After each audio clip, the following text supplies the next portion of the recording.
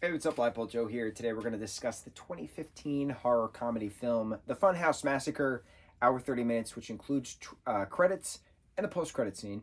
This is, Robert Englund is in the first 12 minutes of this film, and I timed it because he's billed for the film. And he plays this warden of this mental facility, which houses like really bad serial killers who have their own little niches, and someone comes in claiming to be a reporter and then winds up killing him and letting the convicts escape. And then they wind up going to then a local haunted house kind of thing, fun house, with different setups of like, horror stuff. There's the kitchen and there's the dentist office and the taxidermy place and stuff. But then there's the real taxidermy who escaped, the dentist murderer who escaped, the cook who escaped, like all these individuals, like the clown escaped, and they're going to their portions of the funhouse. So then it's a matter of the 20 and 30-year-olds are all hanging out and getting scared, spooky, spookless, however you will. But then like people, their friend groups are starting to dissipate, and like, are these actors? Are they very good actors? Is it really good special effects, or is it actual murder things? It was very well done in regards to practical effects.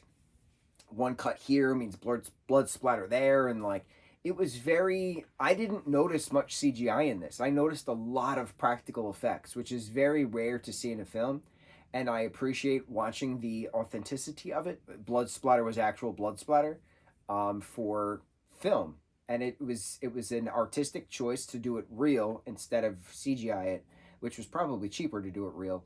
And I'm very impressed for a B movie. I'm very impressed for an independent B film, that it was fun, it was quick, it was very stupid at times where you're like, okay, pick up the weapon, defend yourself, right? Things like that. But it's you can't expect much from these kind of slasher films. It's just the kids are gonna do their stupid things, and the killers are gonna do their stupid things, and there'll be massive death at the end, and whoever survives is the final girl or final boy, and they all live happily ever after the end.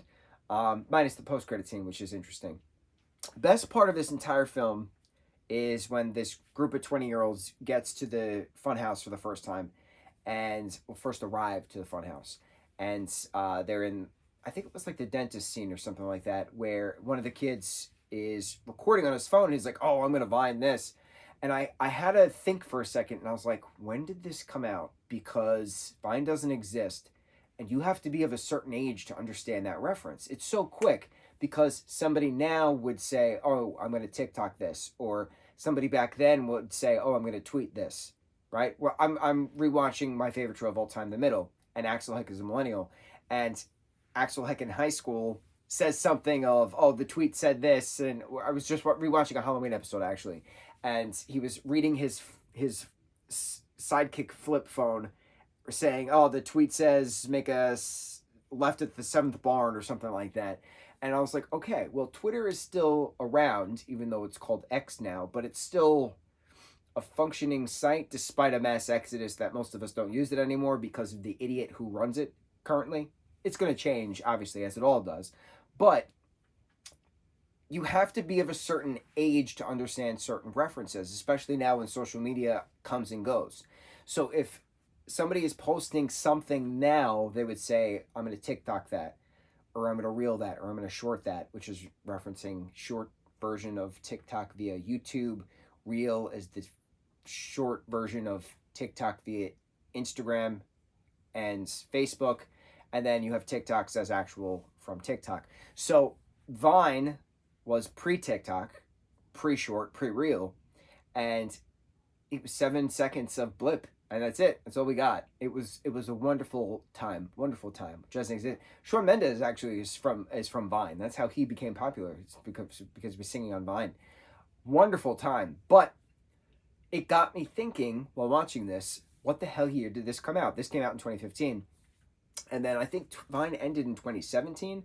So it's fairly interesting now that we have a whole historical time period of social media. It's just weird. It's weird when you say it out loud, when you say, oh, this was a social media platform and this was this social media platform back then, and this is what it was for, and we did this and we did that, and this person is from this social media platform. It's you're talking about it historically, anthropologically. It's just so strange to me. It's so strange to me that we're talking about it from an anthropological standpoint, but that's what it is. It's what it is. It's weird how people lived and what they used. Anthropology is a little summary for you. So, aside from my midlife crisis of watching this, which I found very entertaining, or full life crisis, quarter life crisis, whatever crisis, despite having a crisis while watching this in regards to the timeline of events, I laughed. I thought it was cheesy. I thought it was goofy. The kid who plays Sinjin from Victorious was in this. I thought that was pretty neat. I don't know his name, but I thought that was pretty neat. This was very entertaining. It was very practical, and I appreciated the practicality of it. I loved the aesthetic of it. The story was a little wonky and very cheesy. Like I said, just pick up the weapon and use it, but can't win them all. FunHouse Massacre, the FunHouse Massacre 2015 horror comedy film. On to the next review. It's your mahalo.